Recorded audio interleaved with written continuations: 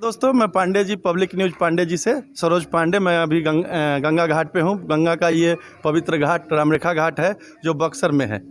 अभी एक संत शिरोमणि है हमारे पास, मैं उनके श्री चरणों में बैठा हूँ और मैं उन और गंगा पुत्र के नाम से प्रसिद्ध हैं स्वामी जी। स्वामी जी, आप गंगा जी की सफाई के बारे में क्या कहना चाहेंगे? और अब गंगा को निर्मल करने के सबके दिमाग में ये बैठना चाहिए कि गंगा कोई साधारण नदी नहीं है। ब्रह्म द्रवित विख्याते पापम में जानभी, साक्षात ब्रह्म ही द्रवभूत होकर के अपने आप में गंगा के रूप में प्रणीत होकर के आए हैं हम आप जीवों के कल्याण के लिए। इसलिए हम आप भारतवासियों का सबसे बड़ा धरोहर ये गंगा माँ है। गंगा है तभी हम आप हैं। ये नदियाँ अगर चली जाएँ तो हमारा भी चले, क्योंकि जल ही जीवन है हमारा आपके लिए।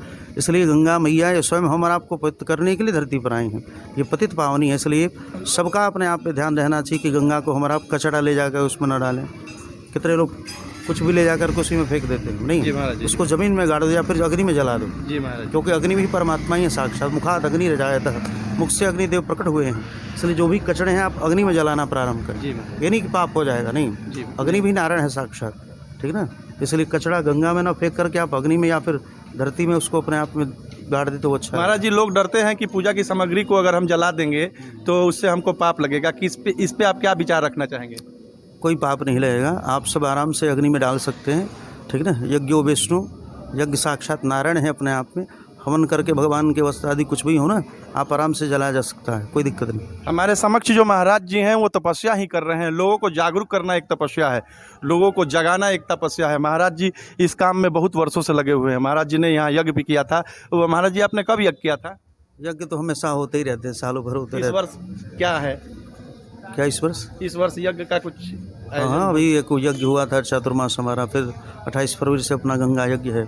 तो गंगा जी में ही यज्ञ होता है। आपके इस जो मुहिम छेड़ रखा है, इसमें यहाँ के नेता लोग भी आपका सहयोग करते हैं? हम नेताओं पर विश्वास नहीं करते, नेता बनाते जरूर हम लोग हैं। जी महाराज जी, जिसको चाहे उसको बनाते हैं। जी, नेता मंत्री बनाते जरूर, लेकिन इनका धर्म यही होना चाहिए।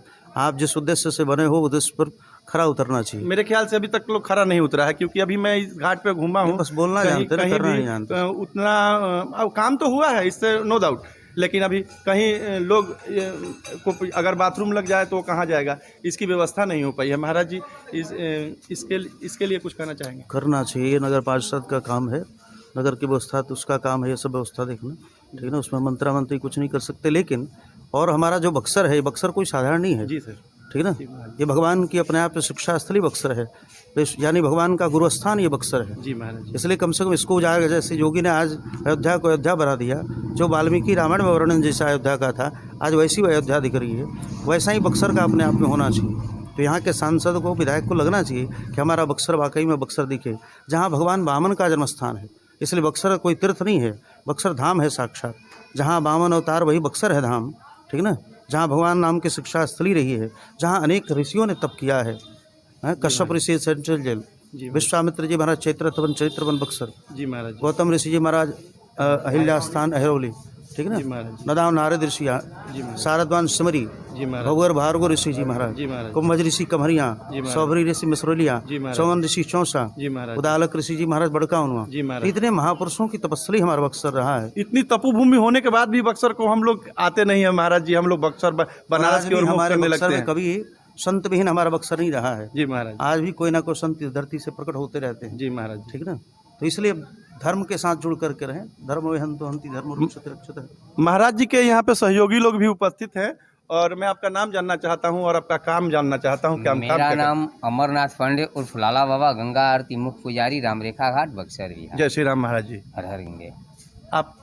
कपिल मुनि पांडे, गंगा आरती पुजारी, बक्सर। यह प्रत्येक 365 दिन हम लोग गंगा जी की आरती करते हैं, सर सफाई करते हैं। जो लोग भी इसमें कूड़ा करना डालने की प्रयास करते हैं उन लोगों को हम लोग काफ़ी रोकते हैं, समझाते बुझाते हैं, हाथ जोड़ते हैं और नहीं डालनी चाहिए। जितनी नम्रता भाव से होती है उतनी नम्रता भाव से उनको समझाते हैं कि गंगा जी की तो उसमें मूल योगदान बक्सर का ही है। जी महाराज जी। क्योंकि बावन भगवान होते नहीं तो गंगा कहाँ से आती? जी महाराज जी। बावन भगवान के चरणों से निकली गंगा है। जी महाराज। इसलिए आज भी बावन भगवान को स्पर्श करती हुई गंगा बहती है। जी महाराज, ठीक है ना।